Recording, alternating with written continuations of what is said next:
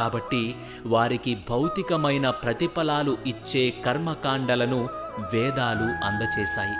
ఇవి వారికి తమోగుణము నుండి రజోగుణానికి, రజోగుణము నుండి సత్వగుణముకి ఎదిగేందుకు దోహదపడతాయి. ఈ ప్రకారంగా వేదాలు 2 రకాల జ్ఞానాన్ని, ప్రాపంచిక మమకారంతో ఉన్నవారికి కర్మకాండలు మరియు ఆధ్యాత్మిక పదంలో ఉన్నవారికి దివ్య జ్ఞానమును కలిగి ఉంటాయి. శ్రీకృష్ణుడు అర్జునుడికి వేదాలని తిరస్కరించమని చెప్పినప్పుడు ఆ సూచనని మనం అంతకు ముందు మరియు తదుపరి శ్లోకాల సందర్భంలో అర్థం చేసుకోవాలి. భౌతిక ప్రతిఫలాలను ఇచ్చే యజ్ఞ యాగాది క్రతువులు, నియమ నిబంధనలు చెప్పబడిన వేదాలలోని ఆ విభాగాల పట్ల అర్జునుడు ఆకర్షితుడు కావద్దని ఇక్కడ శ్రీకృష్ణుడి ఉద్దేశం. దానికి